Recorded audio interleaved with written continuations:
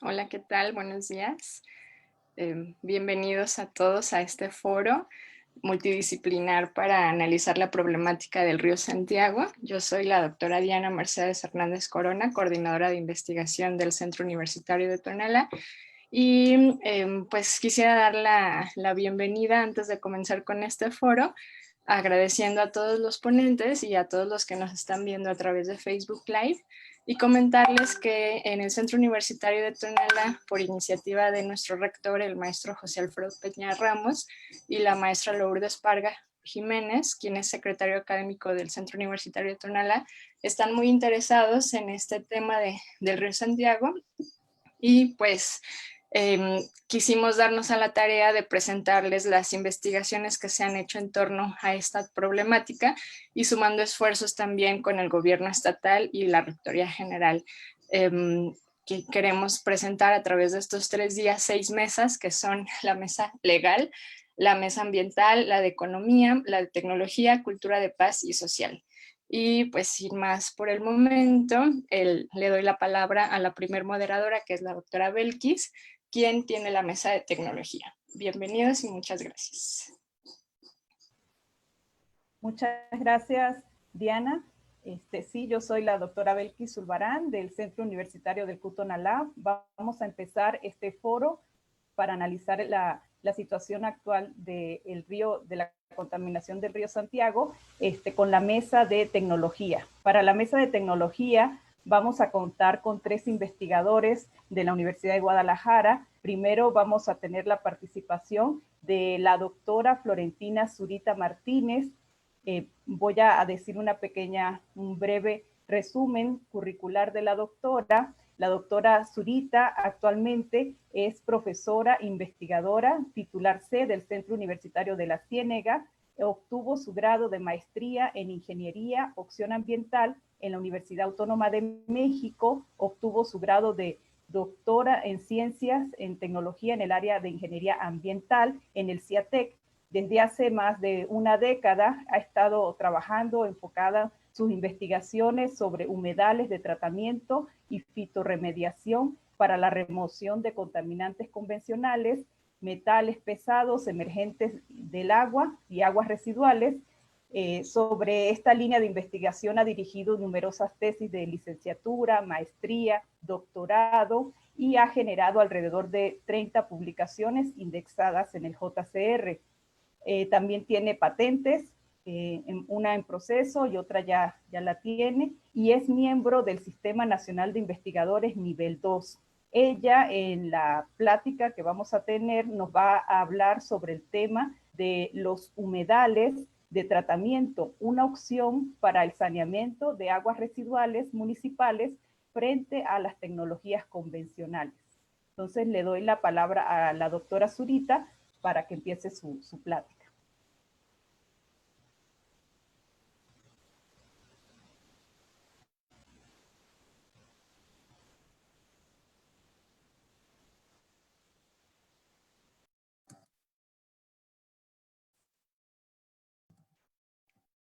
Bueno, pues, ¿sí me escuchan? Pues, muy buenos días. Yo les voy a hablar de los humedales de tratamiento como una opción para el saneamiento de aguas residuales frente a las tecnologías convencionales. Aquí, en primer lugar, voy a hablar un poquito del tratamiento de las aguas residuales municipales en México. En esta gráfica de la izquierda tenemos la evolución en las plantas de tratamiento de aguas residuales en operación en nuestro país desde el año 2000 al 2018, en donde podemos observar un crecimiento sostenido en el número de plantas, pero lamentable también podemos observar un crecimiento muy notable, muy notorio, en el número de plantas de tratamiento que están fuera de operación. Aquí podemos ver que en el año 2000 el número de plantas fuera de operación era de 225 y alcanza hasta el 2018 819 plantas. Esto es muy lamentable, ya que pues en la construcción de las plantas de tratamiento se requieren muchísimos recursos que al quedar las plantas fuera de operación, pues terminan en la basura. En la otra gráfica, a la derecha, tenemos el caudal tratado. Aquí actualmente es del 58.2% y se tratan 123.6 metros cúbicos por segundo. En esta otra gráfica podemos ver los diferentes tipos de sistemas que se utilizan actualmente y podemos apreciar que el sistema de lodos activados junto con las lagunas de estabilización son de los sistemas que más se utilizan. También esta gráfica nos permite visualizar un poco el nivel de tratamiento de las aguas residuales en México, ya que, por ejemplo, tenemos que se utiliza el tanque séptico, el tanque IMHOF, el sistema de tratamiento primario, que realmente son sistemas que proporcionan un nivel de tratamiento bajísimo al agua residual. Entonces, como para tener un poco la idea. Respecto al tratamiento de las aguas residuales municipales en Jalisco, tenemos que, de acuerdo con la CEA, existen 216 plantas de tratamiento, pero nuevamente 74 plantas quedan o están fuera de operación. Por lo tanto, de acuerdo a la Comisión Nacional del Agua, solamente 122 plantas de tratamiento existen. Nuevamente, aquí podemos visualizar que entre los sistemas más utilizados en Jalisco se encuentra el sistema de lodos activados, además de estos que se mencionan. Y en la zona metropolitana de Guadalajara existen dos grandes plantas, macroplantas que funcionan con el sistema de lodos activados y que son el de Agua Prieta y la planta del Ahogado. Que bueno, finalmente es algo muy positivo que existan estas plantas porque esto ha permitido incrementar el porcentaje de aguas residuales que se tratan en Jalisco y que actualmente es de 65% más o menos. Ahora bien, aquí tenemos la distribución de los costos en una planta de tratamiento de aguas residuales convencional, en donde el representante o el sistema más típico es el de los activados. Aquí tenemos que la mayor cantidad de recursos se va para el pago de la energía eléctrica y junto con el pago de personal. Y con respecto al pago de la energía eléctrica, esto se va fundamentalmente, el 57% se va para la aireación y el 22% para el tratamiento de los lodos que se generan. Por lo tanto, las ventajas de las tecnologías convencionales es que, bueno, en primer lugar, es que mediante estos sistemas podemos tratar grandes volúmenes de agua residual en un espacio pequeño. Estos sistemas son bastante efectivos, son tecnologías muy estudiadas, muy conocidas, pero las desventajas es que son costosos en construcción, operación y mantenimiento, requieren personal altamente especializado y generan grandes cantidades de lodos biológicos o químicos. Por lo tanto, una de las alternativas son los humedales de tratamiento, ya que estos son sistemas naturales, tienen bajos costos de operación, construcción, mantenimiento, hacen un consumo bajo de la energía, no hay producción de lodos, son de fácil aceptación por las comunidades y por lo mismo son muy aplicables en países como el nuestro. Dentro de los sistemas más usuales tenemos los humedales subsuperficiales de flujo horizontal, con muchos son los más utilizados. Tenemos los humedales subsuperficiales de flujo vertical y los humedales de flujo superficial. Este tipo de sistemas funciona con base en tres componentes, que es el medio filtrante, que puede ser grava, arena, tesontle, la vegetación, que es el elemento más importante, y los microorganismos. Aquí tenemos un esquema de un humedal subsuperficial de flujo horizontal, en donde el agua drena de manera horizontal y se mueve a través del medio filtrante, en donde se da un crecimiento adherido de microorganismos. Junto con los rizomas, las plantas participan adicionando cierta cantidad de oxígeno al sistema, lo que forma una rizósfera aerobia. Estos sistemas, al estar permanentemente inundados, funcionan como un reactor biológico de tipo anóxico anaerobio.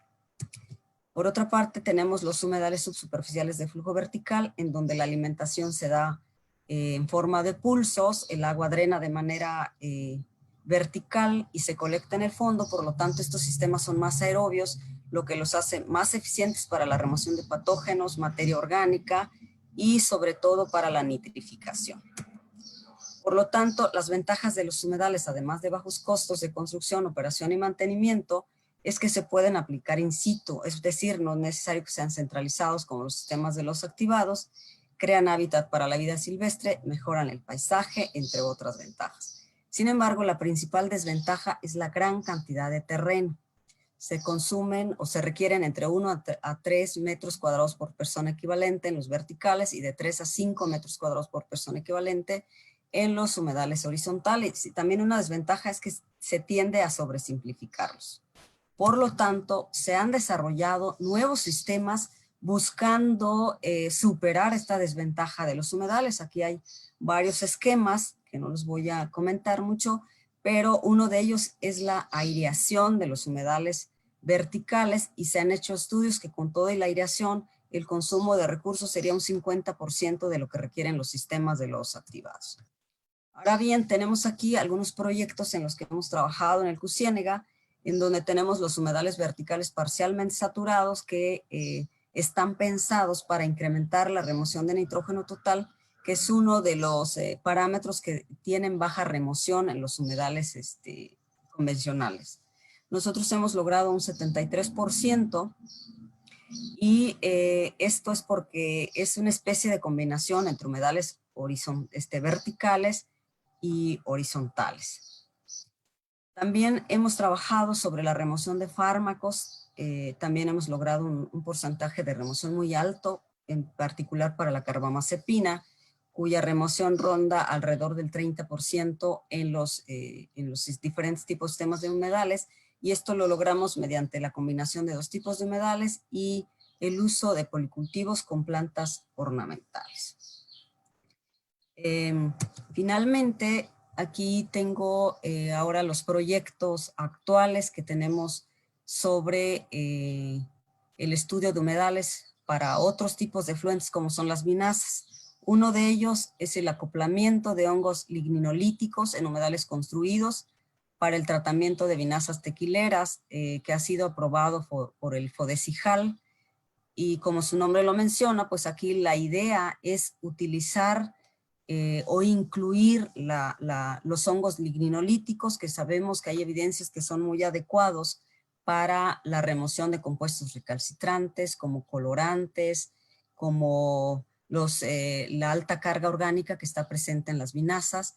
Y el otro proyecto son las tecnologías sustentables para tratamiento de vinazas y su reuso en actividades productivas.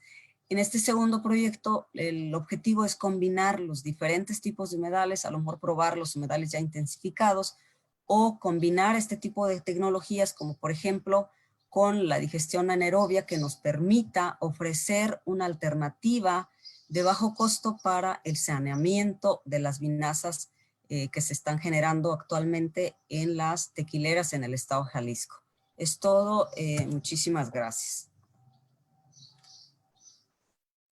Muchas gracias, doctora Zurita. A continuación vamos a seguir la plática con la doctora María Alejandra Carreón Álvarez. La doctora María Alejandra Carreón es profesora investigadora del Centro Universitario de Los Valles, en Cuballes, de la Universidad de Guadalajara. Es miembro del Sistema Nacional de Investigadores nivel 1. Ella es ingeniera química, tiene doctorado en ingeniería química. Los proyectos de investigación en los que trabaja son sobre la síntesis de materiales para el tratamiento de aguas y celdas fotovoltaicas, así como el estudio de la calidad de bebidas alcohólicas mexicanas. Ha sido beneficiada económicamente en proyectos por CONACYT, FOEXIJAL, PRODEP y de la propia UDG. Ha sido acreedora de reconocimientos por parte de la UDG, del CEIBER, CANACO y de la ESMED. El tema que la doctora Alejandra nos va a platicar es sobre las consecuencias al descargar la vinaza en el río Santiago y métodos para el tratamiento. Adelante, doctora Carreón.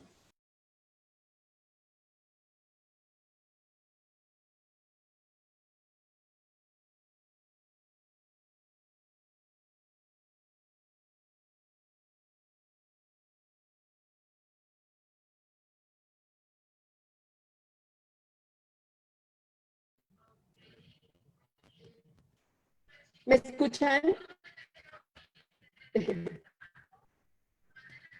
¿Sí? Ok, Sí, bien. sí se escucha. Yo voy a empezar con la... Ok, bien, muchas gracias.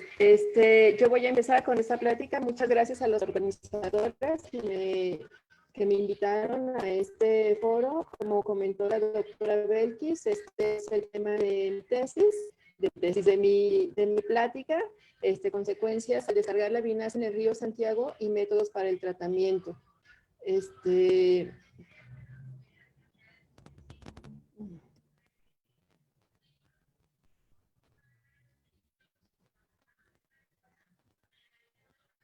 No me deja no me deja el pasar la pantalla. No me deja pasar pantalla.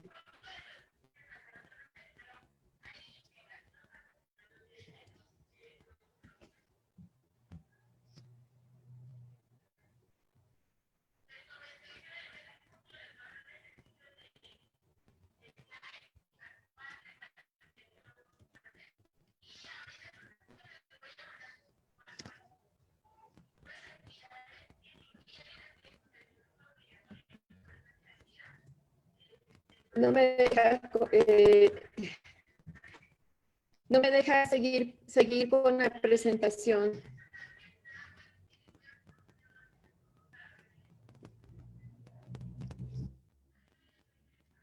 Bien, bueno, una disculpa, no sé por qué razón no me dejaba seguir con la presentación. La vinaza es un producto, un residuo que se genera a partir de la producción del tequila, y por cada litro de tequila que se produce hay una generación de 9 a 14 litros de vinaza. Entonces, considerando que en el 2019 se generaron 350 millones de litros de vinaza, pues puedo mencionar que hubo una producción de 3.500 millones de litros de vinaza en el año 2019. Como parámetros fisicoquímicos, puedo comentar el pH va de 3 a 5, la temperatura de 80 a 90 grados centígrados, una DQO que es de 50 a 150 gramos por litro, una DBO de 16.000 a 36.000 miligramos por litro, y el color es mayor a 20.000. Platino alto, los sólidos totales suspendidos van de 10.000, y hay un compuesto que es un nocivo, es dañino, es el fenol, el cual se encuentra presente entre 2.4 miligramos por litro. Estos compuestos fenólicos nos parecieron importantes porque son los que le dan el color café a la vinaza, y son los que provocan que haya más lateralización en el suelo. Y dentro de los tipos de tratamiento que se encuentran para remover el fenol, bueno, se encuentran agentes químicos como el cloro, extracción por solvente, absorción por carbono activado, oxidación química. Pero dentro de las ventajas que se tiene, pues es que en general todos son de alto costo, y con el cloro se pueden producir agentes que pueden ser cancerígenos. Una alternativa que se puede utilizar es por medio de la fotocatálisis heterogénea. Bien, ¿cómo afecta esto de la vinaza en el río Santiago?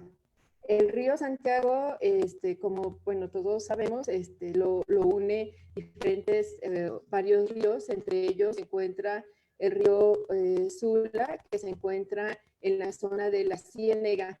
En este río desembocan entre las bases hechos que desembocan de la industria.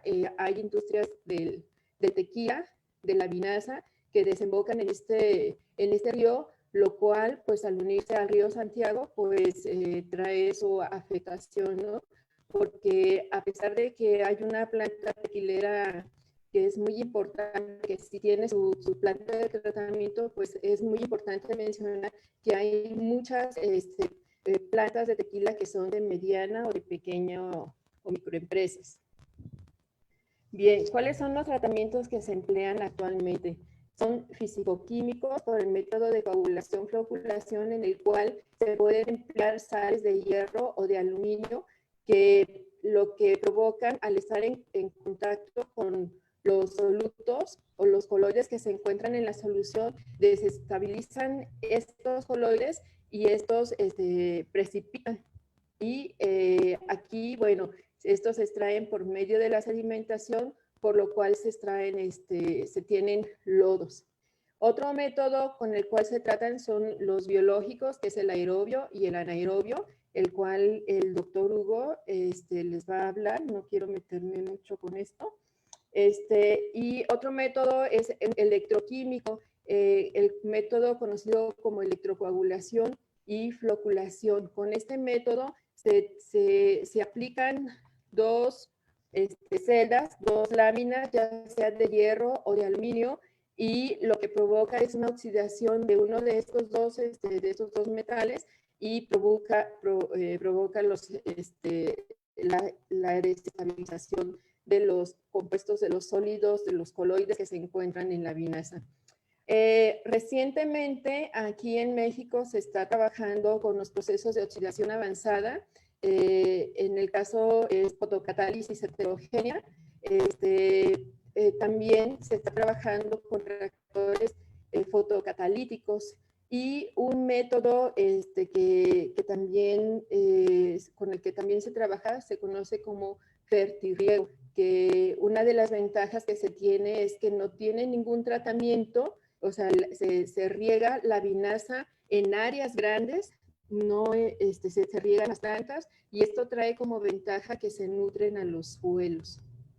En nuestro caso, nosotros estamos trabajando con la fotocatálisis heterogénea, con coagulación, floculación y con electrocoagulación. Yo les voy a hablar un poco acerca de esto. En el caso de la fotocatálisis heterogénea, se requiere de un semiconductor, el cual en la presencia de la luz, lo que se obtiene de la banda de valencia es un electrón que, al estar en contacto con los contaminantes orgánicos, pues se tratan y se obtienen intermediarios, dióxido de carbono y agua. Dentro de las ventajas que se tiene es que no se tienen tantos lodos. En este caso, bueno, lo que se hace es, se tiene el tequila una cierta cantidad de nanopartículas de dióxido de titanio, que es, se considera que es de los más estables, y se pone una luz ultravioleta. Bien, en la siguiente gráfica, bueno, pues vemos parte de los resultados que hemos obtenido. En esta gráfica, de izquierda a derecha, se tiene la figura de sólidos totales suspendidos, color y DQO. En esta podemos observar el 7 solamente corresponde a la coagulación, floculación.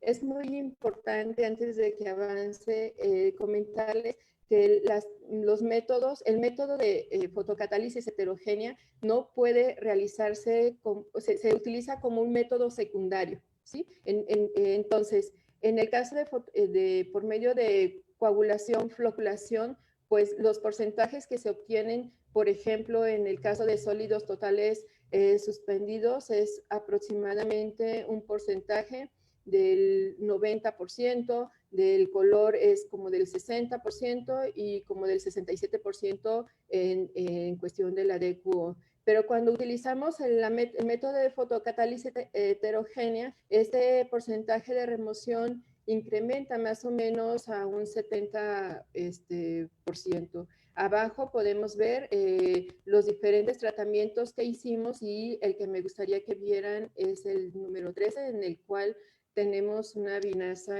casi limpia. En cuestión del fenol, lo que puedo comentar es que hemos removido el fenol. En esta figura vemos que en el 1 corresponde a la vinaza cruda, en el cual se tiene una cantidad de 2.7 miligramos, y en la 13 obtenemos una cantidad de 0.4%, obteniendo un porcentaje más o menos de remoción como del 90%.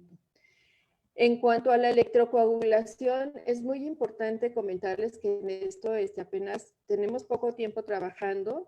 En este caso, hemos trabajado con los dos electrodos, el de aluminio y el de hierro, y puedo comentar que en cuanto hemos trabajado con dos tipos de voltajes en diferentes tiempos, y también puedo comentar que la remoción que hemos obtenido es del 74.63%. Esto lo hemos hecho con la finalidad, bueno, de tener otras alternativas, pero también de poder tener utilizar esta vinaza tratada, pues pasarla al método de fotocatálisis heterogénea.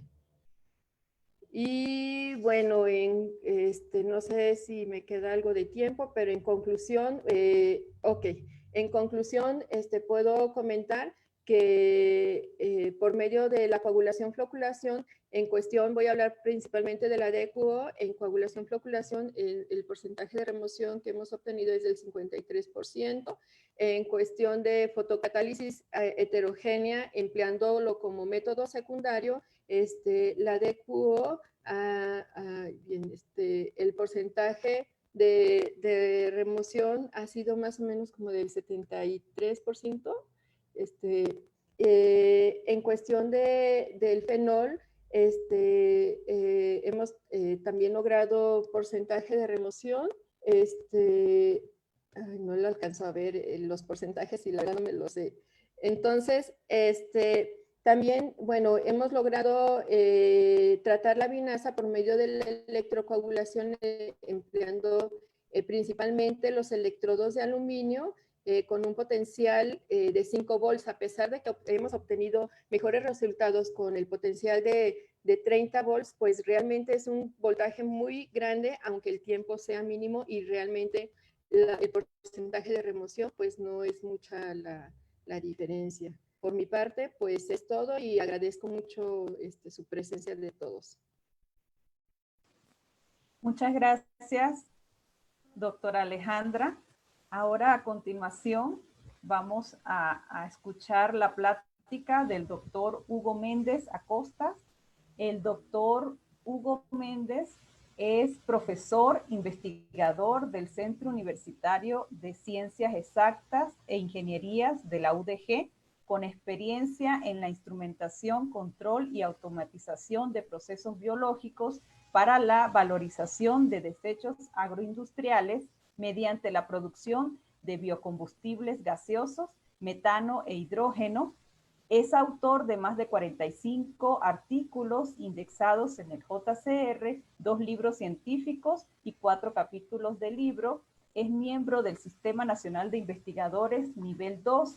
Actualmente es coordinador del programa de maestría en Ciencias de Procesos Biotecnológicos y responsable de la planta piloto de digestión anaerobia ubicada en el CUSEI, que opera mediante el uso de residuos de la industria tequilera desde el 2009. Actualmente es responsable institucional del proyecto Clúster Biocombustibles Gaseosos, creado en el marco del Centro Mexicano de Innovación en Bioenergía.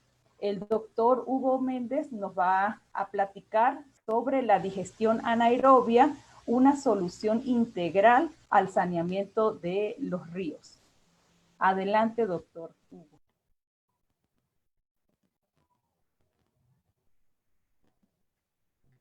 Sí, buenos días a todos. Le pediría a mi colega que me antecedió si puede dejar de compartir su pantalla para poder compartirles la mía. Ajá, sí, estoy intentando hacer eso. Ya, gracias. Perfecto, muchísimas gracias.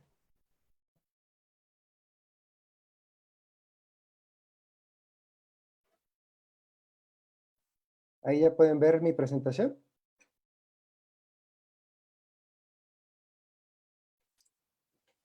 Perfecto. Pues muchísimas gracias. Les agradezco mucho la atención y la invitación para poder participar de este foro, que me parece es de mucha relevancia para nuestra sociedad. He tratado de esperaba una participación, pues digamos, bastante diversa de diferentes tipos de formaciones, foros, etcétera. Entonces he hecho una presentación realmente muy básica, muy de difusión para que podamos entender realmente cuáles son las ventajas al menos del proceso que les voy a presentar, pero también de la complejidad que tiene el problema del que estamos hablando, ¿no? Este problema eh, pues de poder sanear de alguna manera o de poder aminorar de alguna manera el impacto que se ha tenido sobre el río Santiago a lo largo de muchísimo tiempo, ¿no? Por principalmente, pues, las actividades económicas por parte del hombre, ¿no? Entonces, en particular quisiera empezar por comentar que, bueno, pues no hay una tecnología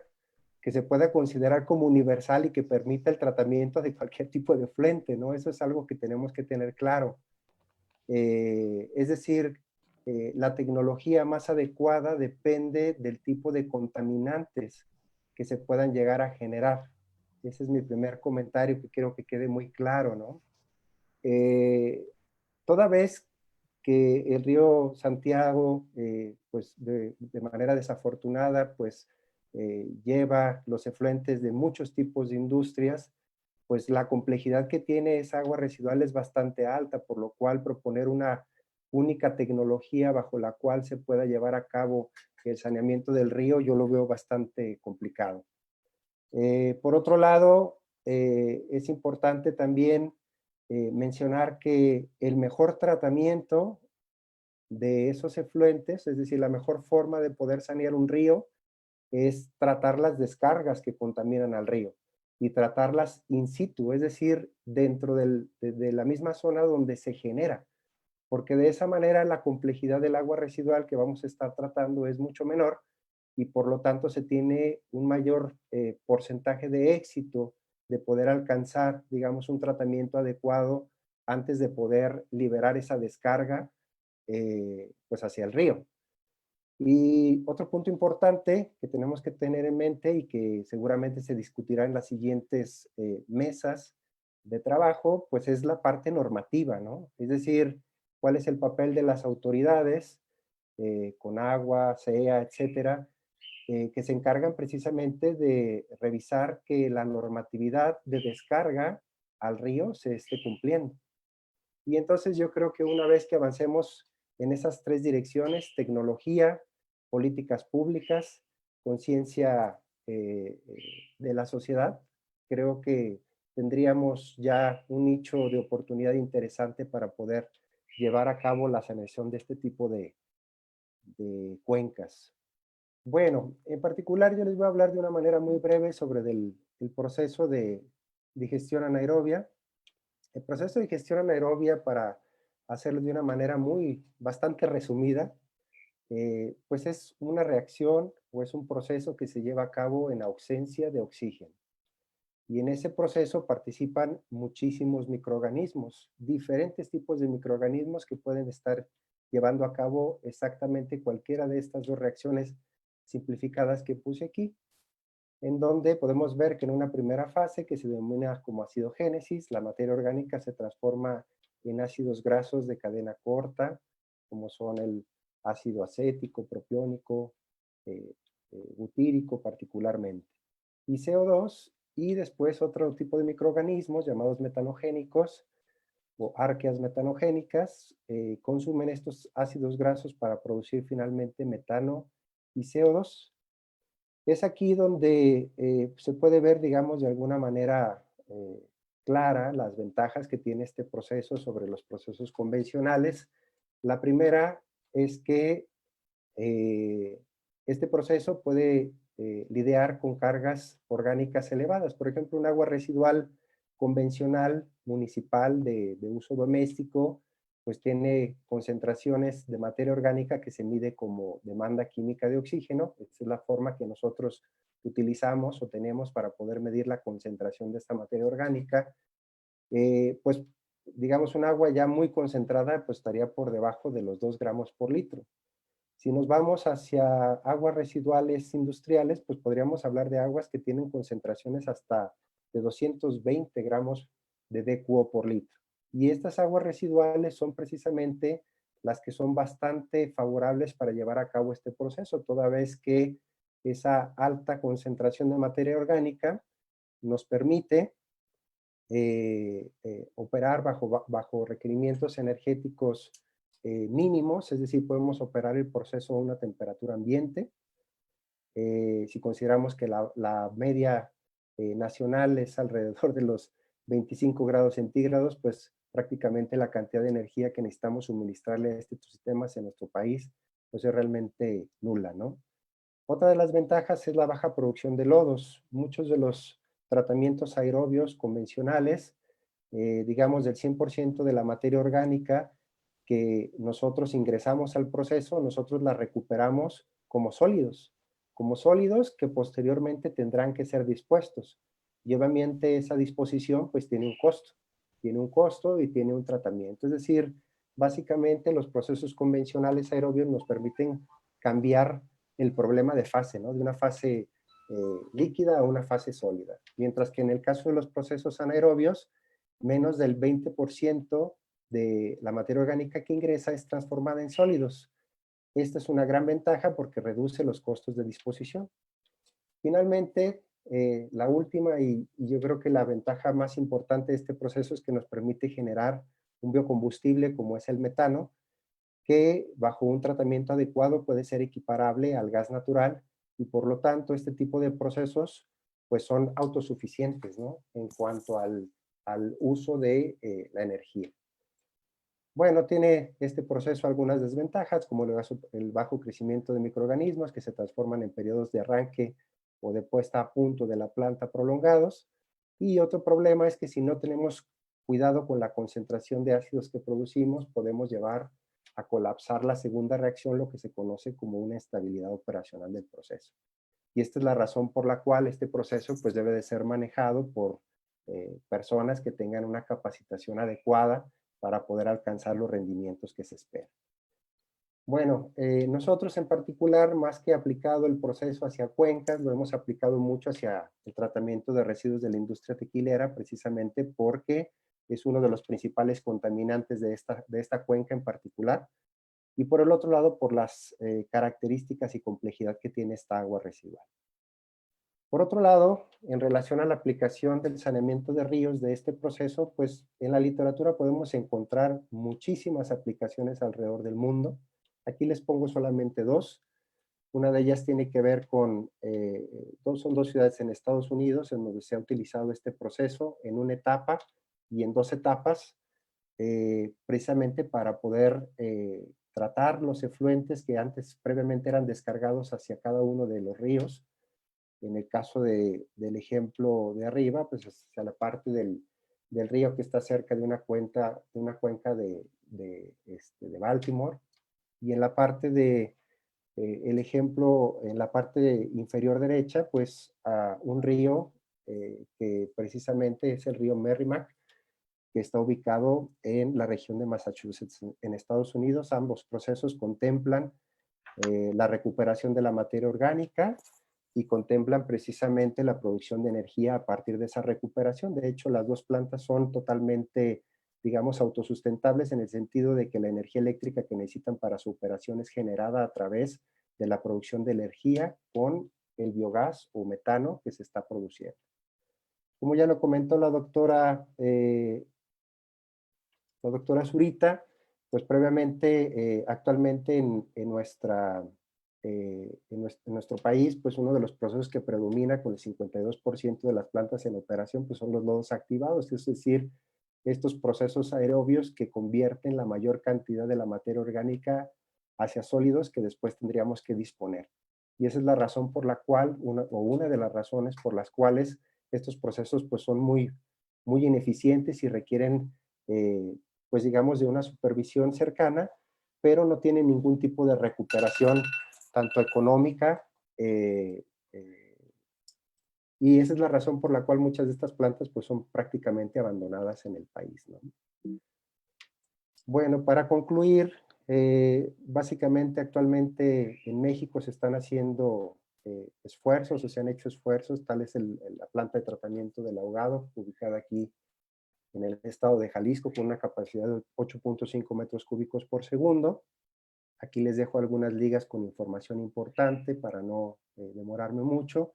Pero bueno, estos esfuerzos han llevado hacia una capacidad de tratamiento pues muchísimo mayor. Desafortunadamente, las plantas, sobre todo esta del ahogado, pues ha tenido muchos problemas precisamente para poderse estabilizar, toda vez la complejidad del tipo de agua residual que ha tenido que tratar. Al respecto también, bueno, dentro de los proyectos que hemos estado trabajando actualmente, donde se centra el uso de este proyecto, precisamente es el clúster de biocombustibles gaseosos, en donde prácticamente se han estudiado diferentes procesos, incluyendo la digestión anaerobia, para valorizar diferentes tipos de residuos que aquí muestro para la producción de metano e hidrógeno como biocombustibles de última generación. Y finalmente, pues aquí dejo algo de información, una liga para quienes pudieran estar interesados en estos temas que se desarrollan precisamente en la maestría en Ciencias en Procesos Biotecnológicos. Por si están interesados puedan contactarnos. Muchísimas gracias.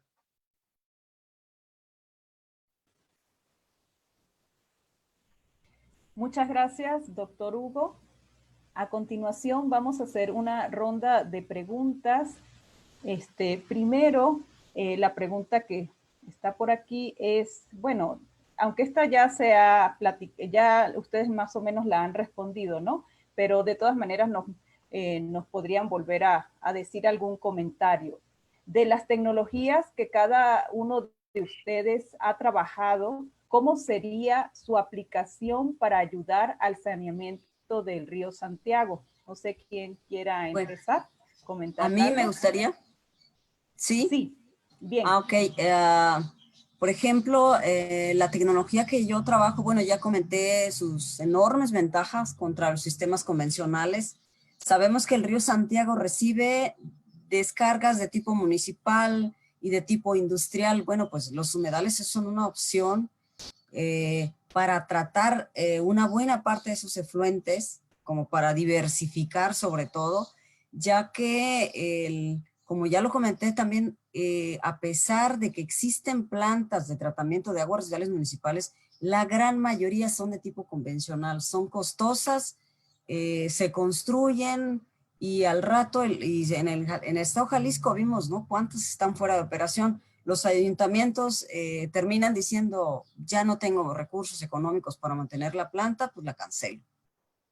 Entonces, si se invirtiera en otro tipo de tecnologías como los humedales, eso no pasaría. O sea, hay un gasto inicial que sería la cantidad de terreno, pero sería el gasto inicial ya a partir de que la planta está construida y ya nada más está en operación. La operación y el mantenimiento, pues por muchísimo, es mucho más barato que un sistema convencional. Entonces yo creo que debemos de ir pensando en otro tipo de tecnologías, ¿no?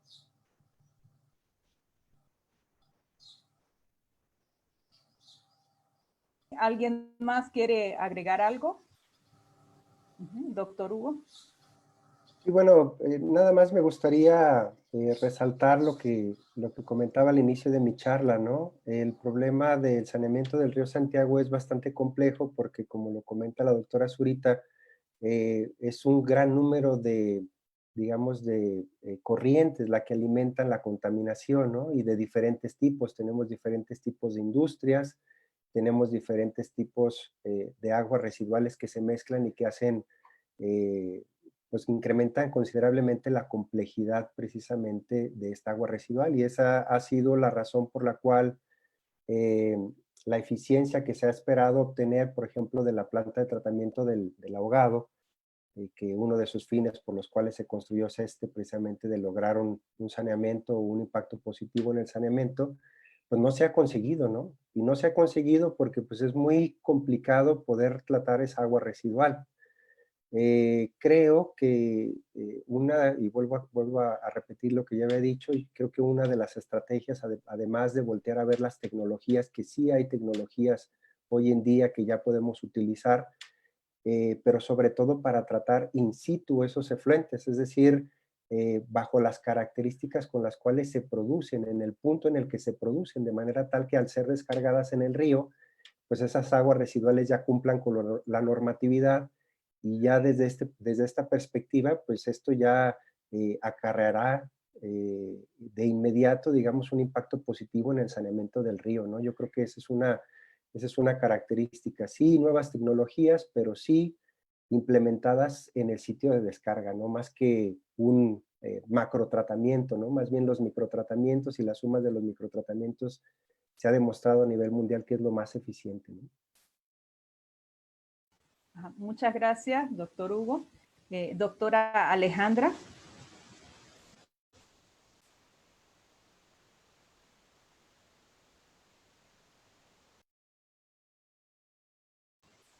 Doctora Alejandra, ¿puede decirnos su opinión? Apagué perdón.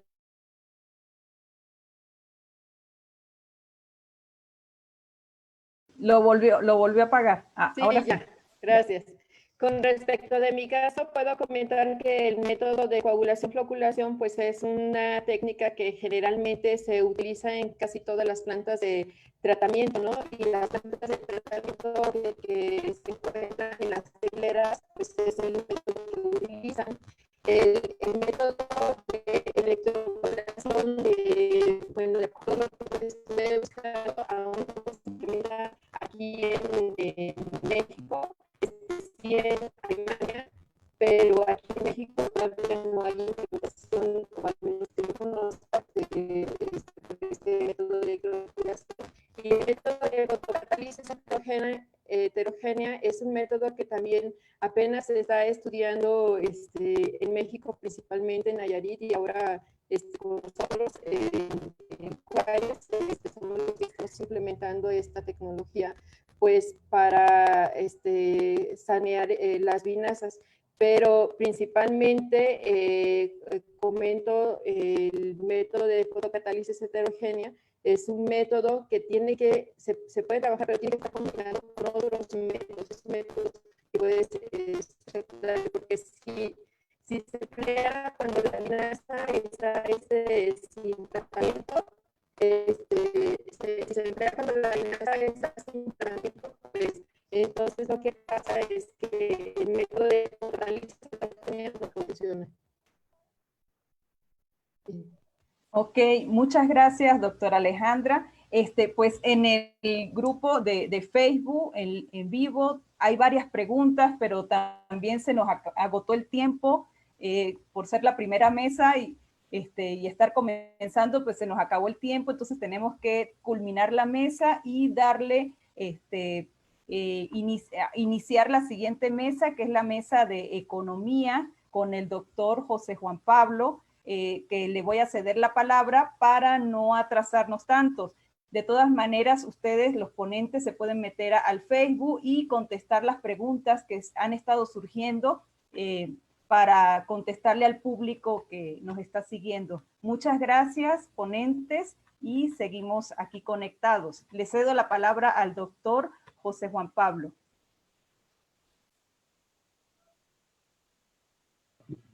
Sí, buenos días. Bueno, seguimos con la dinámica. Aquí doy un poquito de nueva cuenta las instrucciones que tenemos para el webinar. A continuación, o sea, será la presentación de cada uno de los ponentes. La dinámica va a ser la siguiente. O sea, vamos a exponer, o van a exponer ustedes, mejor dicho, los proyectos o investigaciones que se han estado haciendo relativos al río Santiago, o en su defecto con soluciones acordes a la problemática que se suscita en el río. A continuación, sería pertinente iniciar un diálogo en el cual sería interesante ver las diferentes posturas desde la perspectiva económica, y finalmente estaríamos resolviendo algunas cuestiones que vayan suscitando de los escuchas, ¿no? O nuestros ciberescuchas, mejor dicho. Iniciaríamos primero con el doctor Salvador Peniche Camps. Él es economista, doctor en Ciencias Sociales por el Colegio de Michoacán. Fue profesor invitado del Instituto de Desarrollo Sustentable de la Universidad de Columbia Británica, Canadá, donde colaboró en el diseño de modelo de generación de modelos ecosistémicos, QUEST. para la zona metropolitana del Valle de México, implementado por el Instituto Nacional de Ecología Semarnat. Es egresado de la Corte 10 del Programa Superior de Estudios sobre Desarrollo Sustentable del Colegio de México. El doctor Peniche ha realizado investigaciones y docencias sobre temas relacionados al impacto ambiental de la actividad económica, en particular sobre el tema de la economía del agua. Es miembro fundador de la Sociedad Mesoamericana de Economía Ecológica. Destaca la participación en la presentación de la candidatura del lago Chapala en las redes internacionales LakeNet en Burlington, Vermont, en 2001, y en la red Lagos Vivos, Living Lakes, de organizaciones no gubernamentales en Alemania.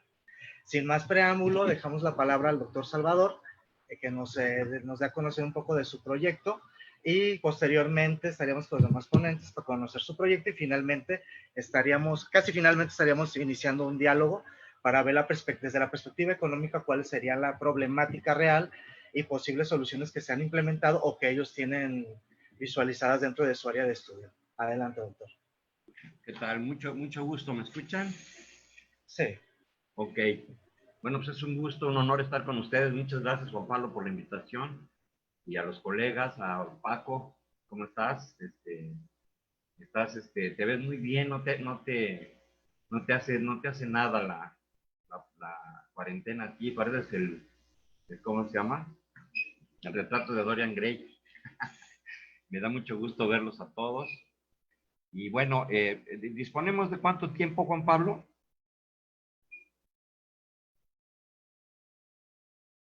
Bueno, ¿no se escucha? ¿No se escucha? Tienen 10 minutos por ponente. Sería pertinente que hacer breve alusión de los trabajos, o sea, pero sí explicar sucintamente para poder entrar en diálogo, ¿no? Para tener tiempo de los 45 minutos. Ok, 10 minutos, o sea, a 12:02 termino. Muy bien. Así es. Muchas gracias. Pues bien, miren, yo he estado trabajando, como ustedes saben, desde hace mucho tiempo en la cuenca, en la década del 2000 más o menos, hicimos varias seminarios internacionales del río, participaron muchos colegas que nos encontramos por todos lados en estas cosas. Y bueno, a partir de ese momento hemos estado trabajando en varias cosas. Sobresale, por ejemplo, el asunto de los biofiltros. Participamos en la construcción de biofiltros a través de la Fundación Lagos Vivos. Hicimos un proyecto piloto, y bueno, en realidad yo estoy convencido de que esa es una salida muy eficiente, costo eficiente, y además desde el punto de vista social, muy importante porque involucra a la comunidad. Y bueno, a partir de todos estos años de trabajo he entendido, y creo que ese es uno de los principales errores de la política ambiental tradicional, que afortunadamente con el doctor Graf parece que se está revisando, que es el asunto del acercamiento puramente técnico y económico del problema. En realidad, lo que tenemos es una disrupción de la cuenca que tiene, pues, no sé, ya más de 100 años de que estamos fraccionándola, deformándola, ¿no? Cambiando su lógica hidrológica. Y entonces, en realidad, lo que procede es recuperar el ciclo hidrosocial, y enfatizo esto de lo social, en el sentido de recuperación de las comunidades locales para controlar, para supervisar y para monitorear su agua, ¿no? Que es en donde viven. Entonces, el acercamiento tradicional, como sabemos, es muy técnico, en el sentido de que, bueno, hay un imperativo económico, se hacen los cálculos, digamos, de la química del agua y toda la cuestión hidrológica. Entonces está muy bien, ¿no? Hay que saberlo, hay que hacerlo. Pero digamos que lo que guía todo el proceso es esta lógica técnica, tecnocrática, económica, y sobre todo la cuestión ingenieril, ¿no? O sea, se ve a la cuenca como si fuera, pues, una manguera, ¿no? Los lagos son como cubetas, ¿no? Y los mantos freáticos son como pozos, y los ríos son mangueras, ¿no? Y lo que ponemos son llaves, ¿no? Y y así controlamos el sistema y si contaminan, pues ponemos plantas de tratamiento.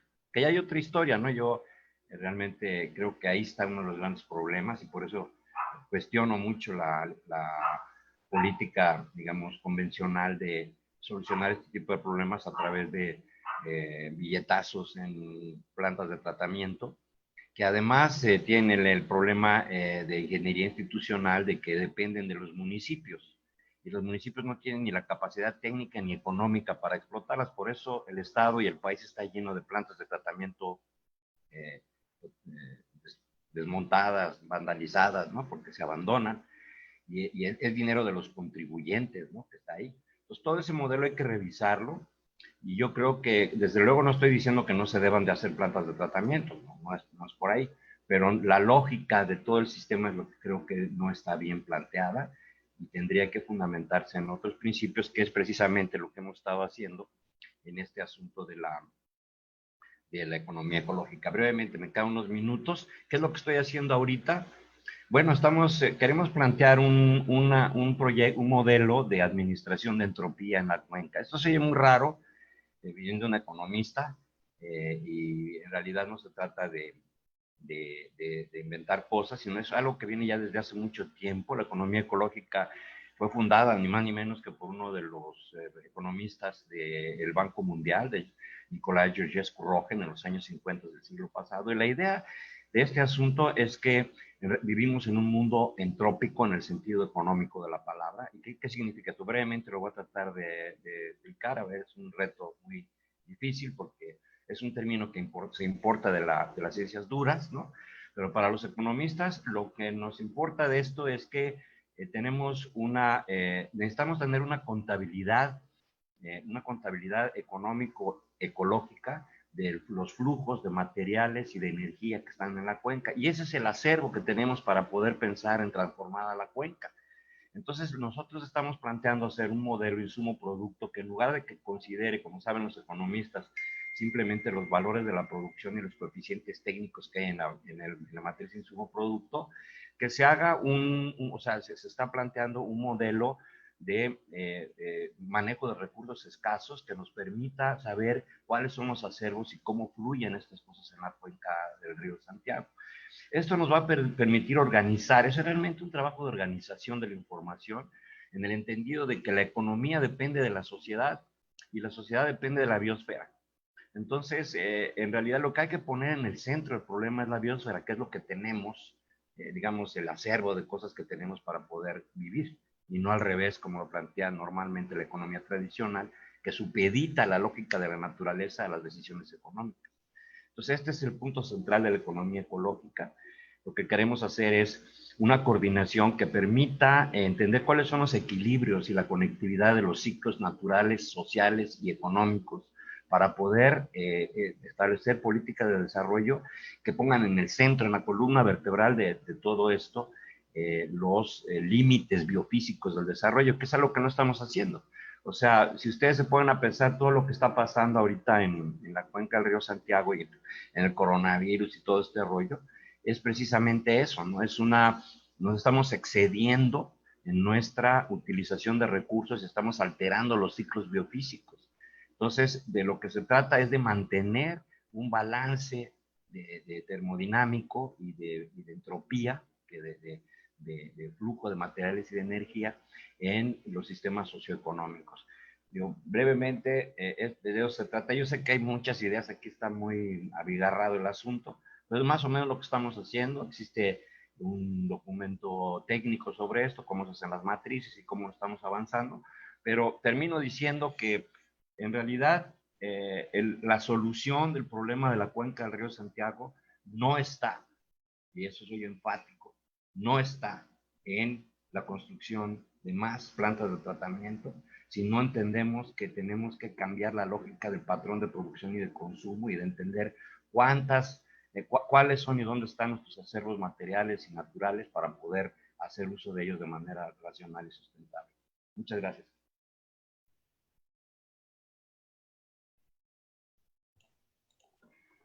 No se oye.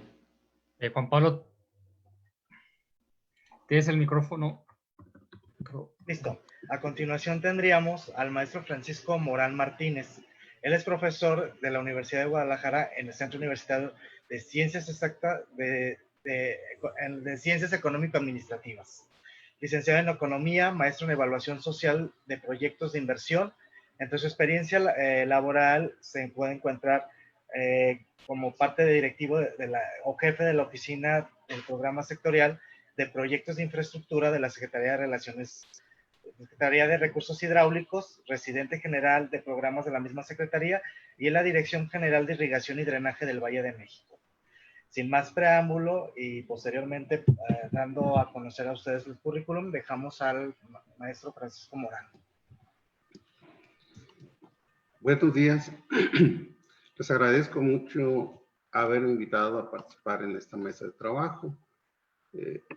El trabajo que yo les voy a exponer, mi plática que les voy a exponer, está más bien relacionada con enfoques microeconómicos. ¿Esto qué quiere decir microeconómicos? Que está relacionado con las empresas y que debe tener también estos elementos, los deben de tener en cuenta los organismos operadores de las aguas residuales que tenemos en el estado de Jalisco. El tema que voy a tratar van a ser estrategias económicas que contribuyan a minimizar la contaminación de las descargas de aguas en el río Santiago. En el primer apartado, yo estoy exponiendo algunos agentes fundamentales que contribuyen a la contaminación del río Santiago. Uno de ellos son las empresas. Estos agentes aprovechan los límites máximos de contaminantes permisibles establecidos en la norma oficial mexicana NOM 001 semana 1996. Como ya he sabido todo en el ámbito académico, esta norma ya es obsoleta. Se tiene 24 años de vigencia. En el año 2017 se hizo una propuesta de modificación y actualización a dicha norma sin que a la fecha se haya autorizado. Otras externalidades negativas de la situación son la situación operativa de las plantas de tratamiento.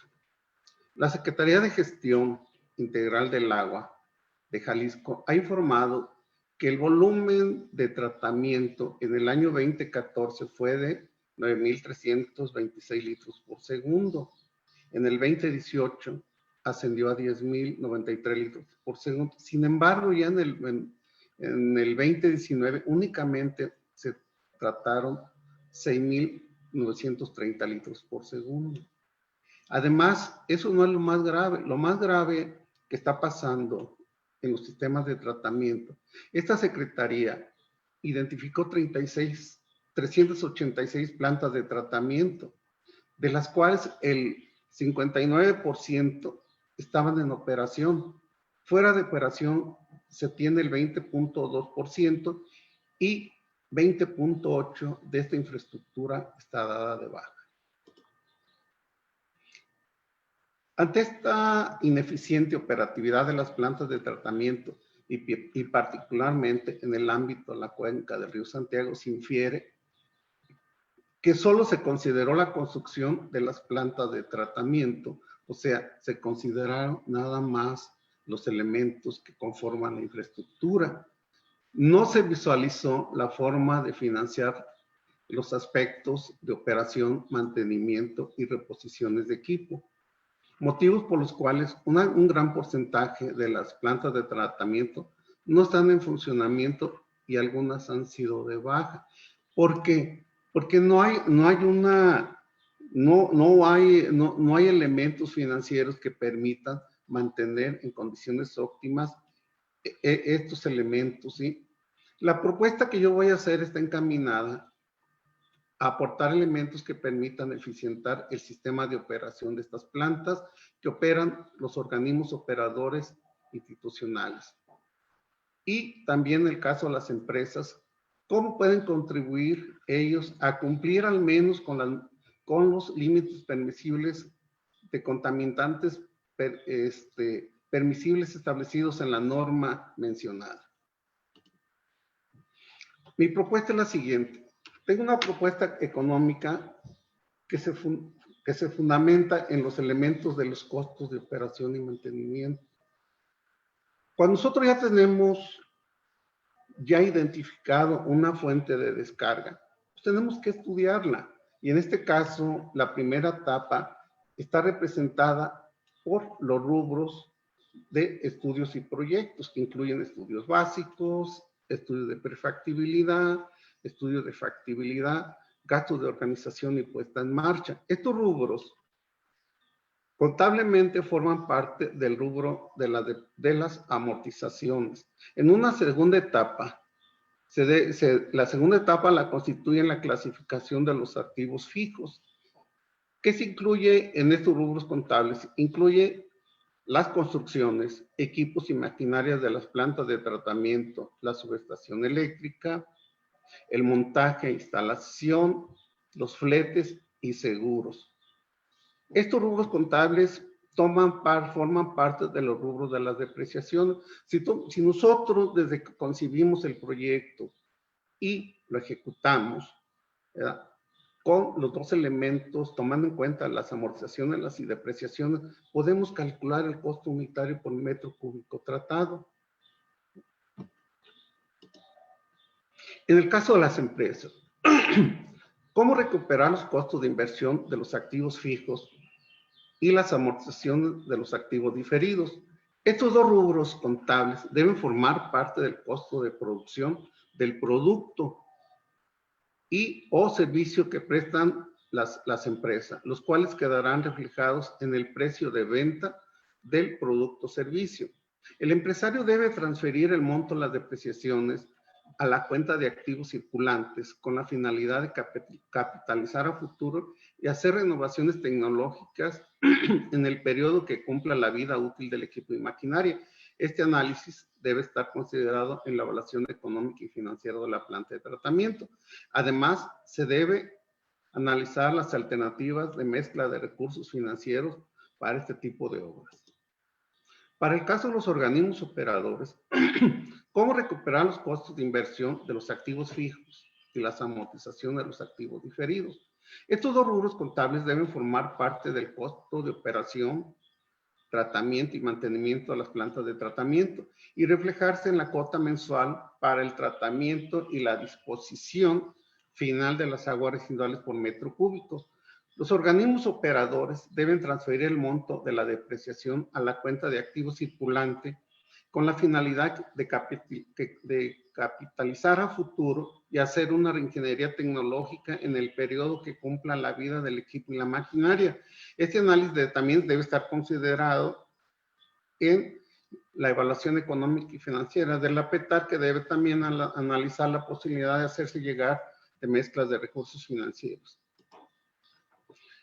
Estas estrategias no pueden estar deben considerar y ligarse a las estrategias de un proceso de planeación dentro del marco de políticas de desarrollo, con la intervención del Estado, la gestión y administración de las plantas de tratamiento. Esas estrategias deben tener como referencia los objetivos del Plan Nacional de Desarrollo, los programas sectoriales y regionales, formulados con base a que estudios básicos, técnicos y proyectos ejecutivos.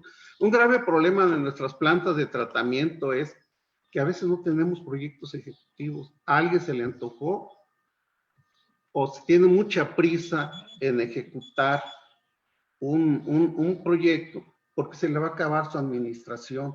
Entonces creo que no. Si no se hacen estudios básicos, si no se tiene un proyecto ejecutivo, si no se tiene una buena evaluación, vamos a seguir teniendo el mismo panorama y cada vez se va a ir teniendo más déficits en los sistemas de tratamiento. Por ejemplo, ahorita tenemos graves problemas con la operación de las plantas que se hicieron con anterioridad. Están operando al 55%. No sabemos, dicen que porque les faltó dinero para los cauces, para para recabar las aguas de los cauces de las rías fluviales. Se supone que hubo un estudio hidrológico, entonces no podemos estar jugando con aplicar nosotros recursos, nada más, porque a mí se me antojó. Creo que es uno de los graves problemas, no nomás en esto, así están todas las materias, las obras de infraestructura. Pues por mi parte es mucho, espero que no los haya, que haya haber sido entendible, ¿no? Y bueno, y este es un poquito más específico, ¿no? Yo siempre he sido de este tipo de análisis. Les agradezco. A usted, maestro, o sea, muy interesante, de hecho, muy interesante y muy acertado. A continuación tenemos al doctor Luis Fernando Avitia Cuevas. Él es doctor en Gobierno y Administración Pública por la Universidad Complutense de Madrid y el Instituto Universitario de Investigaciones Ortega y Gasset. Estudió su maestría en Ingeniería y Ambiente por el Colegio de la Frontera Norte. Ha sido consultor independiente en proyectos de investigación relacionados con redes socioeconómicas en las actividades de administración portuaria integral de Ensenada desde el Colegio de la Frontera. Participó en proyectos y publicaciones de divulgación relacionados con el impacto ambiental por la construcción del muro fronterizo. A continuación, damos espacio al doctor Fernando Avitia y cedo los micrófonos a él. Ok, hola, buenos días, Juan Pablo, y todos los que nos escuchan. Mira, quisiera hacerlo un poquito más ágil porque me interesa bastante la discusión con los ponentes en esta mesa, ¿no? Les voy a contar brevemente qué es lo que he hecho, que no todo está relacionado con valoración económica, pero siempre está ahí. O sea, medio ambiente y economía van de la mano de alguna u otra manera, ¿no? Primero quisiera destacar que con lo que dice el maestro, el gran maestro Salvador, estoy totalmente de acuerdo, ¿no? Seguimos pensando que la solución son la construcción de plantas cuando no nos cuestionamos o se cuestiona desde la academia y ciertos sectores el sistema de consumo y producción, ¿no? Pero bueno, dicho eso, yo trabajé muchos años en cuestiones sobre impacto por la construcción del muro fronterizo, o sea, previo a la administración de Donald Trump, ya estaba. La parte económica se tocaba poco, pero lo que sí, también trabajé en análisis sobre la construcción de plantas binacionales entre México y Estados Unidos, que están ahí a lo largo de toda la frontera, de los 3,000 kilómetros de México en Estados Unidos, desde California hasta Texas, ¿no? En ambos lados de la frontera. Y bueno, y siempre la construcción de estas plantas van bajo dos estándares, ¿no? El primero, que la contaminación o la cuestión ambiental no reconoce fronteras políticas.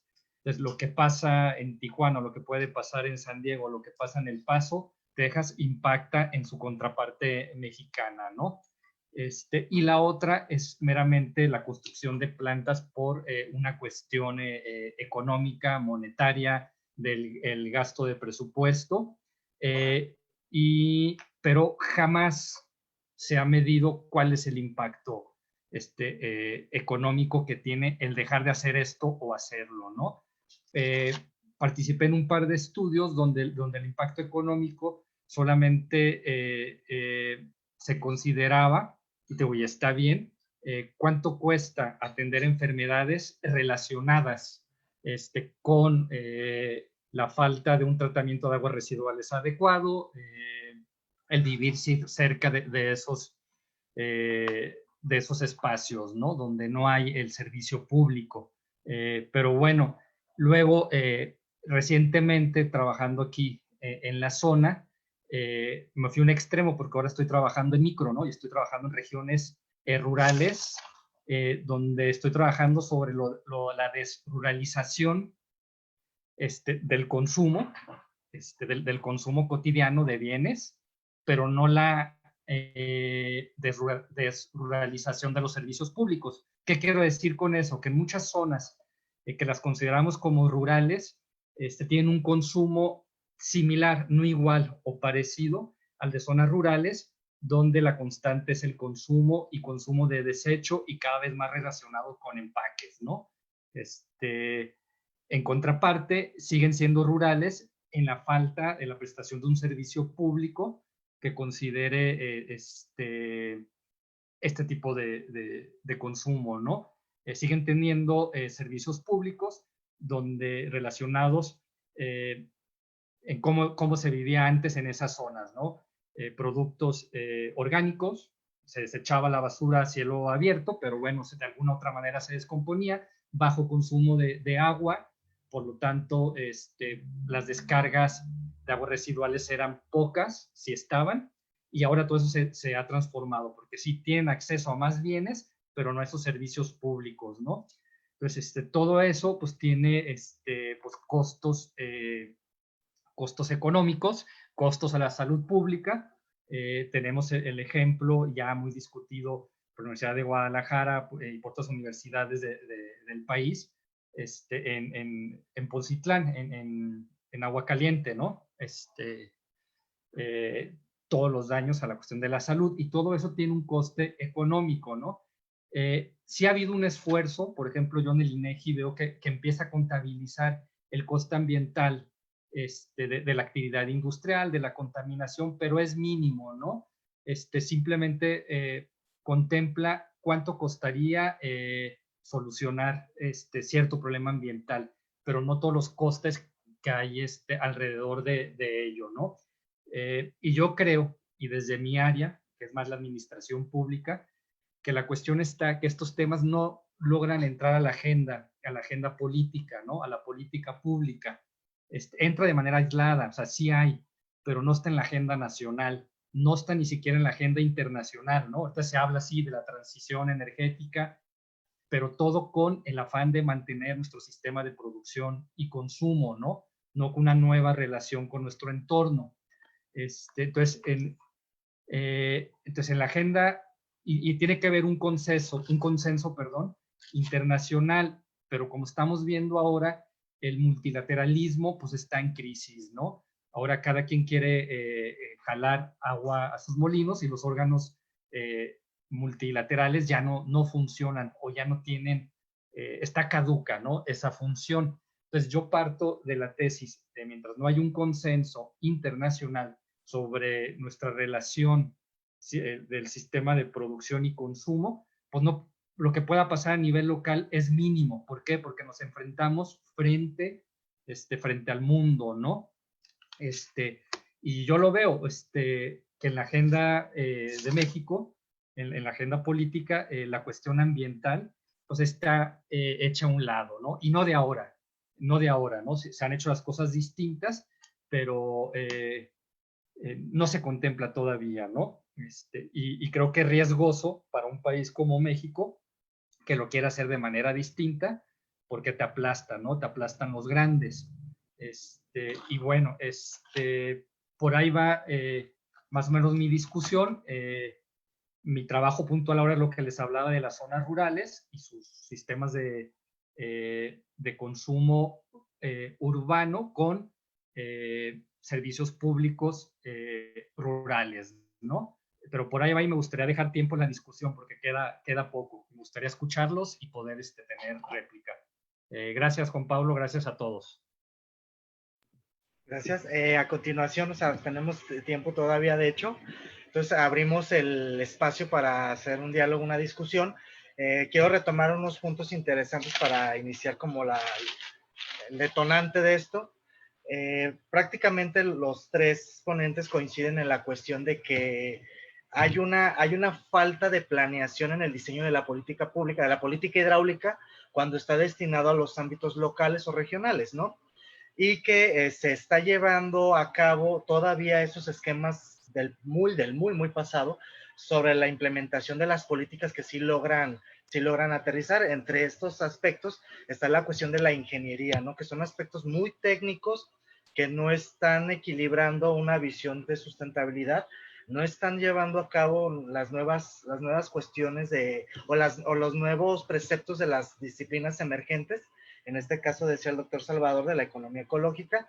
Algo también me parece muy importante a destacar para esta discusión es la cuestión de microeconómica, ¿no? De cómo es que se lleva a cabo la operativización, evidentemente también la planeación o las estrategias que se aterrizan hacia los organismos operadores en su momento, y cómo hay una reticencia propiamente por las cuestiones de inversión en el sector privado, ¿no? O sea, que no tienen como alternativas propiamente para poder equiparar el gasto como ellos lo visualizan y no como inversión, el gasto derivado hacia tecnologías verdes, en este sentido la cuestión del saneamiento de agua, salvo o máxime las cuestiones que están a nivel legal y que aún así las normas oficiales todavía están rezagadas, ¿verdad? Porque ya no están adaptadas a los nuevos pedimentos ecológicos, ¿no? Entonces, bajo esta perspectiva, y finalmente aquí el doctor Fernando apunta la cuestión propiamente de que el destino de lo local o la planeación de lo local prácticamente está supeditado hacia las acciones globales, ¿no? Hacia las acciones macro, y que si evidentemente hay cuestiones que se pudieran aterrizar o llevar desde lo local, los impedimentos económicos y políticos de lo global o de lo macro impactan directamente en la estructuración de soluciones locales. ¿Ustedes qué dicen al respecto de esto que se ha venido desarrollando? ¿Alguien por ahí ni siquiera iniciar? Precisamente por eso les decía que nosotros no podemos trabajar aisladamente, ni estudios, ni proyectos, ni políticas, ni estrategias. En México tenemos el Plan Nacional de Desarrollo. Y el Plan Nacional de Desarrollo, nosotros como académicos no hemos exigido que se hagan los planes nacionales, los planes nacionales, regionales, sectoriales. Yo cuando coordiné en el Banco Interamericano un programa, nos pedían que hiciéramos programas sectoriales, pero los programas sectoriales estaban fundamentados en estudios, alternativas económicas, de tecnologías, hacíamos evaluaciones económicas. Se ha perdido mucho la disciplina de una evaluación. En la evaluación se deben considerar los beneficios directos y los beneficios indirectos. ¿Por qué? Porque no nos lo exigen. Nos olvidamos que existe un Banco Mundial, un Banco Interamericano de Desarrollo, que si nosotros académicamente, en coordinación con las dependencias federales, estatales, hiciéramos un programa sectorial, quizás podríamos nosotros ceder o que el Estado pueda ceder a financiamientos de este tipo de estos bancos internacionales, pero no nos hacen caso porque están muy deficientes, no hacemos evaluaciones, ¿sí? Y en las evaluaciones, ya las técnicas en evaluación están muy adelantadas, principalmente con la gente de la CEPAL y del Banco Mundial y del Banco Interamericano. Pero no tenemos disciplina. Aquí hacemos lo que queramos cada quien. Siempre andamos poniéndonos muy, pues ya he dicho, nos ponemos muy optimistas o muy pesimistas en nuestras problemáticas. Hay que estudiarlas. Es que no las estudiamos de veras. Entonces, para mí es que sí tenemos que tener una disciplina en cómo concebimos los proyectos, cómo los operamos. En las empresas decir, oye, pues los vas a tronar. No los voy a tronar, lo va a pagar la sociedad. En el sistema de los organismos operadores, lo tiene que pagar la sociedad. Te cobran 15 pesos por metro cúbico que desechas o tratado. Este es irrisorio. Las empresas no quieren invertir porque dicen, me amparo en la norma, cumplo con la norma. Si se van 20 contaminantes más, no me interesa. Las plantas de tratamiento que han hecho, bajas 2 kilómetros abajo, 1 kilómetro va más sucio igual. Pues, ¿de qué se trata? Entonces, para eso son los programas sectoriales. Pero primero tenemos que disciplinarnos. Es mi punto de vista, ¿sí? Es mi opinión. Quizás mucha gente no pueda coincidir con mi opinión. ¿Sí? Gracias, doctor. Gracias, compañero. Doctor Salvador, ¿qué opina al respecto? Usted que está ahorita inmerso en un proyecto público. Bueno, miren, yo creo que tengo la impresión, se los quiero decir de manera así super emocional, ¿no?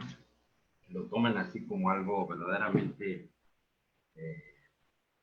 paradigmático.